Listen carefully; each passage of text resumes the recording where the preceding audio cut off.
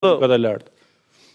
Thupi, qa po ndodhë realisht? Sepse ka një perceptim, unë e kam ngritur dhe pyetjet e emisionit, pavarësisht se ju jeni avokat dhe me drejt dëshironi që sa më pak masa arreste me burg të ketë, për shkak edhe të klientëve që ju mbroni, po kjo është pjesa e konfliktit interesi në pyetje, po unë kam ngritur pyetjen, ato të përfitojnë politikanët dhe zyrtarët në këtë.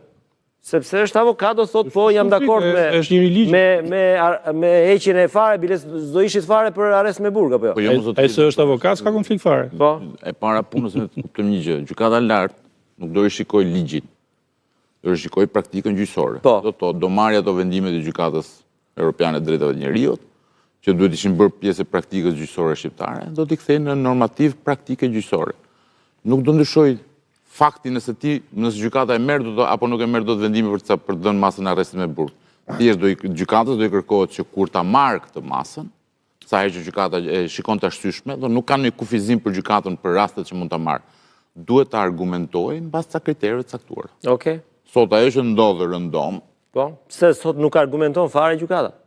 Tash unë kam pas në praktikë raste me 28 të pandehur, ku arshyetimi për gjithë 28 pandehurët është identik.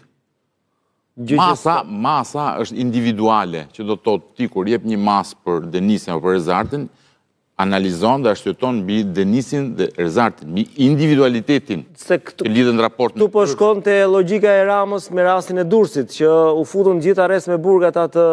Mos u merr me raste konkrete. Kjo është sa ishin aty 32 veta. Me raste konkrete, sa është ku në frymën e bashkëpunimit, ka raste plot që gjykatat, dhe kjo vjen për dy arsye. Të jemi dhe të sinqert me një gjë. Të gjyqtarët ta nuk kanë ndihmës ligjore. Do të shkruajnë vetë gjithë vendimet. Po, dhe i bëjnë copy-paste, po thua. Po tash hajde të shkruash ti 400 faqe vendimit zotëri dashur, ndërkohë që ke edhe një 50 gjyqe në javë. Po, në problem si bën gjata. Dhe dyta, kemi një problem tjetër me faktin e prokurisë. Prokuria jonë nuk para arsyetton. Prokuria jonë çon gjykat prova dhe thotë to janë prova, tash arsyetohet ti pse do ta marrën këtë masën. Dhe gjithë ato rrjedhin zinxhir. Dhe problemi jonë në raport me paraburgimin nuk është problem që ka lind tani. është problem që tani është trashur për shkak personazheve publike që kanë përfunduar në paraburgim. Po. Por nuk është një problem i tanishëm, është problem që ka 10-12 vjet që vazhdon në të njëjtin intensitet.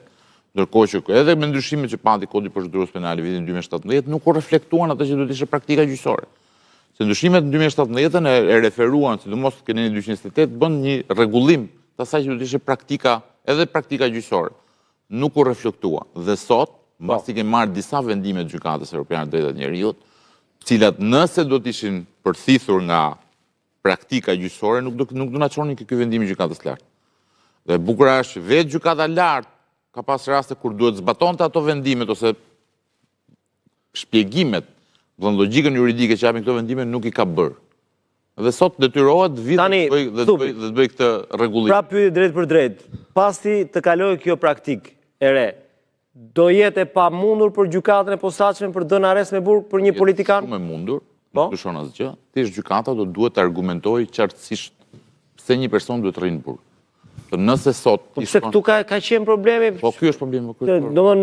Gjyqtari nuk arrinte të thoshte dy fjalë që pse... Gjyqtari arrinte të thotë dy fjalë. Arsyetim formal. Po, problemi nuk është këtë dy fjalë, që problemi është dy fjalë që teorikisht dhe po të marrësh lexosh dhe ato që ka shkruar zoti Sadushi sot është stereotipizimi që do të thotë, meqense vepra është rrezikshme dhe dënisi është rrezikshëm. Kjo kërkohet të zhbëhet, që do të thotë, vepra është rrezikshme, po, por vetëm autori, normalisht që autori lidhet me veprën. Po jo mos zotëri dashur. Nëse ke bërë një, le të themi, korrupsion, që është rrezikshme. Nuk mjafton vetëm. Edhe autori që ka bërë deli rrezikshëm. Si që nga i pa rrezikshëm autori. Jo është i rrezikshëm, por sa i rrezikshëm është, shtrohet në raport me duhet shkruaj se ti mund të jesh mesatarisht i rrezikshëm, shumë i rrezikshëm dhe pak i rrezikshëm. Pavarësisht nga rrezikshmëria e veprës që ke bërë. Po, patjetër. Në këtë pikë ti nuk mund të shkosh kur je pak i rrezikshëm në arrest me burg. Pak i rrezikshëm shkon me detyrim paraqitje, garanci pasurore etj. Këtu jemi dakord. Kjo është diferenca, kjo është ajo që kërkohet të bëhet. Pra deri tani nuk është bërë fare dallimi mes i parrezikshëm dhe i rrezikshëm dhe më shumë i rrezikshëm? Shumë rrallë. Gjykata merri me rrezikshmërinë e veprës dhe për shkak të rrezikshmërisë së veprës, kalonte dhe direkt edhe personi i rrezikshëm. Okej. Dhe dyta,